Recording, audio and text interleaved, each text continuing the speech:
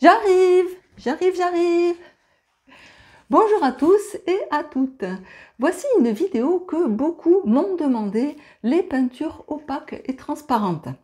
Dans ma vidéo, je vais vous parler de toutes ces peintures que j'utilise en acrylique pouring. En gros, il y a trois sortes de peintures, les transparentes, les semi-opaques et les opaques. Et puis celles dont on ne sait pas. Les Févicril, où c'est qu'elles sont? J'en ai pas mis. Bon, les Févicril. Et alors, dans la peinture pouring, les peintures ne se mélangent pas, elles se superposent. Et donc, l'effet peut être complètement différent si on met une opaque avec une transparente dessus, si on met des transparentes, ou si on met que des opaques, ou des transparentes avec une opaque dessus. L'effet sera complètement différent. Ah, la voilà la Févicril. Je vais vous dire en premier comment reconnaître une peinture opaque ou transparente quand c'est marqué dessus et aussi quand c'est pas marqué dessus. Pour reconnaître une peinture opaque et transparente quand c'est marqué dessus, alors c'est très simple, il suffit de regarder sur l'emballage du produit. Ici, je vais vous montrer de près. Vous avez sur les peintures Liquitex un petit carré ici. Donc il est à moitié noir et à moitié transparent puisqu'on voit le jaune de l'autre côté. Donc cette peinture est semi-opaque. Sur celles qui sont opaques, eh bien le petit carré est rempli. Ça veut dire qu'on ne voit pas du tout en transparence. La peinture est opaque. Sur les PBO, c'est marqué en gros dessus transparent. Là, on ne peut pas se tromper. Sur celle-ci aussi, transparent. Sur les Amsterdam, alors ça c'est les perles, eh bien le carré est transparent car c'est une peinture transparente. La peinture blanche de Liquitex a un carré rempli de noir. C'est une peinture opaque. Il y a certaines indications qui sont différentes suivant la marque. Ici, chez Golden, ils ont mis 3 petits traits ici et ils ont déposé de la peinture et on peut voir qu'elle est transparente car on voit les petits traits dessous. Donc les indications peuvent changer suivant le fabricant. Et puis il y a des peintures, souvent c'est des peintures qui sont pas chères. Je ne dis pas qu'elles sont pas bien, elles sont pas chères. Et il n'y a rien marqué dessus. Sur la Févicril, comme les peintures d'Action, eh bien, il n'y a pas marqué dessus. Sur celle-ci que j'ai achetée en grosse quantité, il n'y a rien noté. Et même sur celle-ci. Donc, quand vous avez des peintures comme ça, eh bien, je vous conseille de faire un test. Ce que je vais faire après. Il y a des peintures qui sont toujours opaques, comme les peintures métallisées. Ici, c'est PBO, mais même si vous changez de marque, les peintures métallisées sont en général toutes opaques. Argent, or, cuivre, étain aussi. Eh bien, tout ça, c'est opaque. Si vous prenez des peintures très bon marché, peut-être elles seront légèrement semi-opaques. Les peintures blanches et noires. Premièrement, la peinture blanche de chez Liquitex ou une autre marque. Ici, c'est du blanc de titane. Alors, le titane est un produit très opaque et très dense. Et donc, toutes les peintures blanches à base de blanc de titane, eh bien, seront en général toujours opaques. Les peintures noires. Ici, c'est un oxyde noir. Eh bien, le noir, c'est aussi pareil. Les peintures oxyde noir, en général, sont toutes opaques. Les peintures opaques, eh bien, elles ont souvent une densité de pigments beaucoup plus élevée, ce qui signifie qu'elles sont plus épaisses et peuvent couvrir facilement la surface. Si la peinture a la consistance plus proche d'une pâte, il est probable qu'elle soit opaque. Et les peintures transparentes, eh bien, auront souvent une consistance plus fluide. Je vais dire qu'il y a des peintures qui sont fortes et faibles. En général, les peintures jaunes sont des peintures faibles en couleur, en pigment, et les peintures bleues sont des peintures forte, forte en pigment, donc souvent le bleu va l'emporter sur le jaune. Premier test des peintures transparentes. Donc on peut voir déjà, eh bien, voyez qu'elle est, elle n'est pas épaisse. Donc je vais l'appliquer sur mon test et vous allez voir, on voit à travers. Ça, c'est la peinture transparente. Encore que la golden ne couvre pas si mal. Hein. Maintenant, la PBO violette. Alors là, la consistance, les PBO, elles ont toujours une consistance épaisse. Je fais le test. On voit toujours à travers eh bien, les bandes noires. Et maintenant, celle-ci, PBO, où il y a marqué en gros transparent dessus. Toujours épaisse, les PBO. Pour un bleu, eh bien, voyez comment elle est. Elle est vraiment... en fait, on voit les lignes à travers. Donc ça, ce sont des peintures transparentes. Et puis, eh bien, la perlée, la peinture de perles, qui est transparente. Alors, si on l'applique, en fait, celle-ci est très transparente. On la voit presque pas, très transparente. Voici les tests des peintures transparentes. Les peintures semi-opaques, donc toujours la même quantité. Et bien ici, on voit un petit peu les traits. Et sur les traits, on voit la peinture rouge. Les traits ne sont vraiment pas nets. C'est donc une peinture semi-opaque ou semi-transparente. La jaune.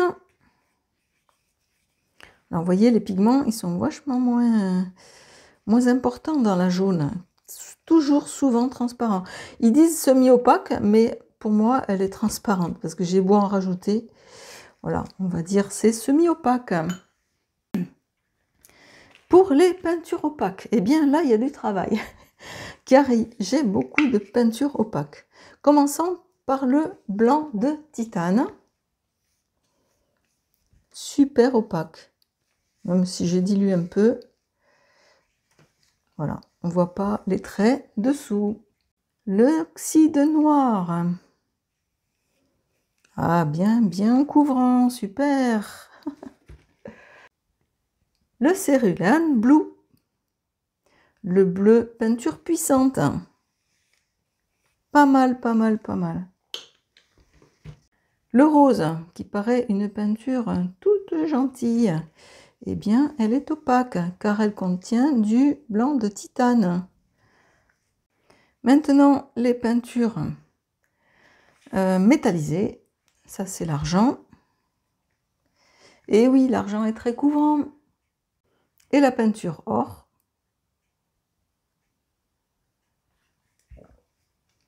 Voilà, couvrance, vraiment très couvrant l'or. Voici donc les peintures opaques. On ne voit plus les traits à l'arrière. Couvrance très grande.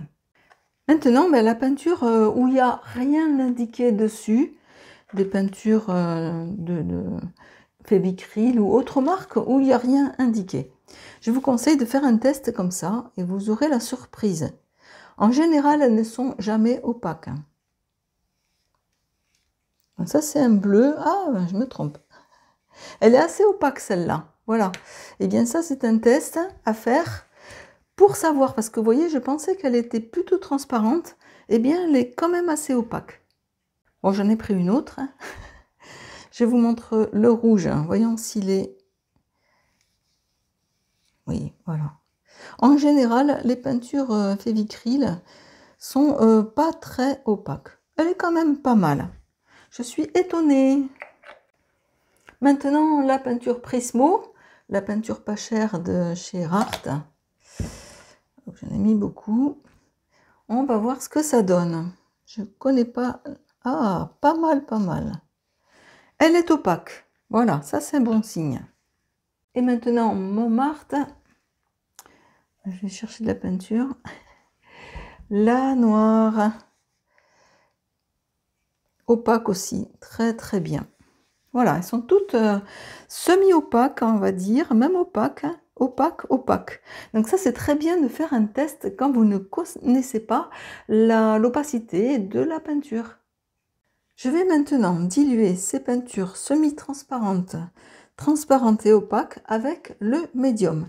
Ça, c'est un médium que j'ai fait avec le vinyle médium 4 en 1 et la moitié de médium d'action, car le vinyle médium est un peu épais et le médium d'action est assez liquide, donc j'ai fait un mix des deux.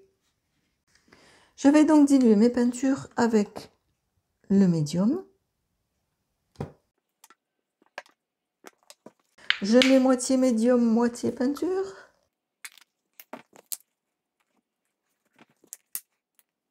Et je vais mélanger. Voilà donc toutes mes peintures mélangées au médium. Alors bien sûr, comme ça, on ne voit pas l'opacité ou la transparence. Entre celle-ci qui est transparente et celle-ci qui est opaque, ça ne se voit pas du tout.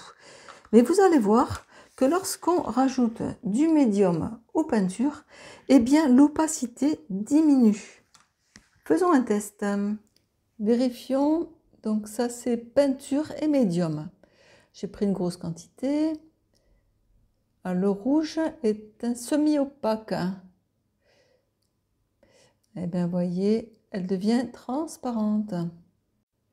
Le violet d'Orient, je prends une grosse quantité aussi, qui lui était transparent, eh bien, il devient translucide. En fait, on voit tout à travers. Et maintenant, le bleu qui est opaque. Alors, voyons ce que ça fait. Toujours la même quantité. Eh bien, mon bleu qui était opaque tout à l'heure, il devient semi-transparent. Car si vous vous souvenez, le bleu était opaque. Donc, avec le médium, eh bien, les peintures deviennent semi-transparentes. Alors, ce qui est très important, ce n'est pas tellement l'opacité ou la transparence, mais c'est surtout la superposition des couleurs. Alors là, bon, je vais faire un test, on va voir ce que ça va donner avec les transparentes, semi-opaques et opaques. J'ai choisi donc une transparente et une opaque. Alors, je vais mettre opaque d'abord ici, et puis transparente ici, en couleur de fond. Et bien maintenant, non, je vais étaler. On va dire que ça, c'est la peinture de fond. Et celle-ci, c'est la peinture opaque de fond. Je vais mettre la peinture transparente sur celle-ci et la peinture opaque sur celle-ci. Et maintenant, faisons couler.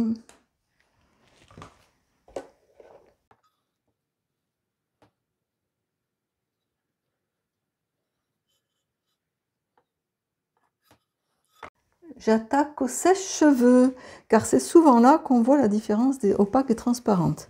Alors, je vais pousser celle-là par là.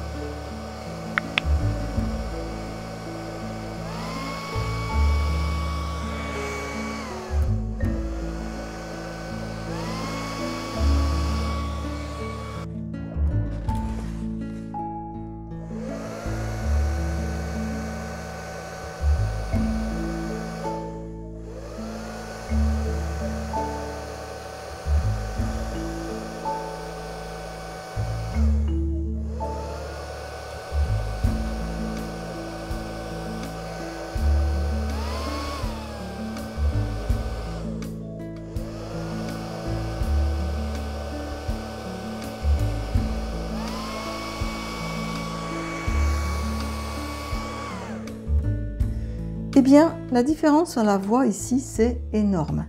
C'est-à-dire que le bleu opaque, il a complètement couvert la peinture violette transparente. Donc on ne voit plus du tout de violet dessous. Par contre, eh bien ici, l'opaque est dessous, le violet transparent est dessus. Eh bien, je ne sais pas si vous voyez bien. Eh bien, en fait, le violet, dessous, on voit le bleu, puisqu'elle est transparente. Donc, pour un Dutch pour, eh bien, c'est très important, car vous avez les couleurs qui passent par-dessus. Alors que si vous mettez des opaques à la fin, eh bien, vous aurez ça. Alors, vous aurez l'effet ici, mais ici, vous n'aurez aucun effet.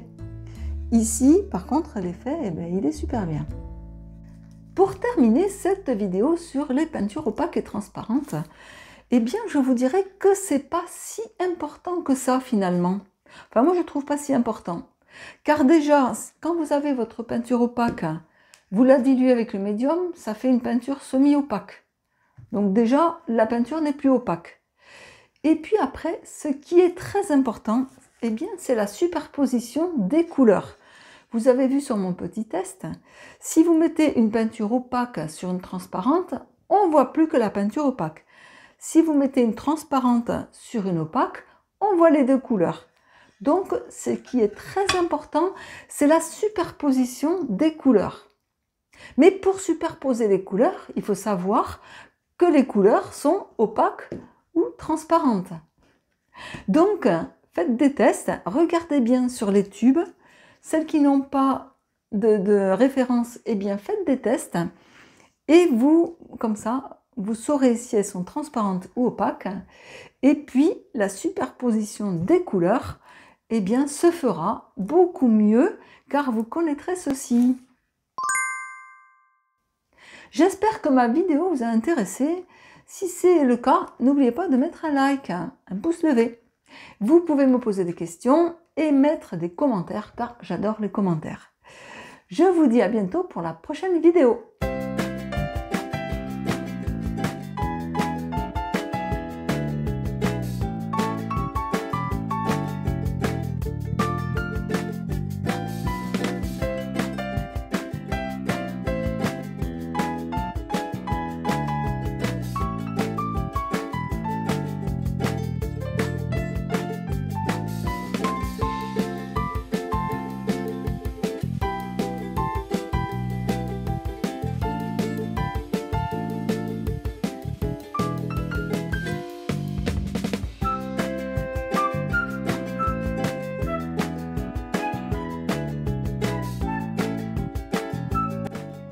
J'ai voulu terminer mes peintures avec un pouring soufflé au sèche-cheveux ou un pouring hollandais ou un Dutch pour, comme vous voulez.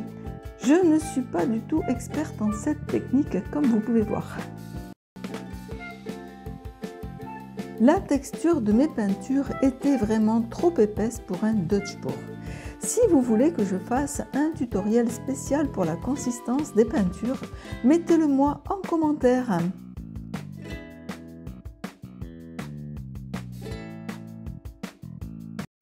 Ce que je vois sur les peintures, c'est que la peinture violette, qui est transparente, disparaît presque du Dutch pour, alors que les peintures blanches et noires qui sont opaques, eh bien, sont vraiment bien présentes. Très important, la superposition des couleurs, aussi important que l'opacité et la transparence.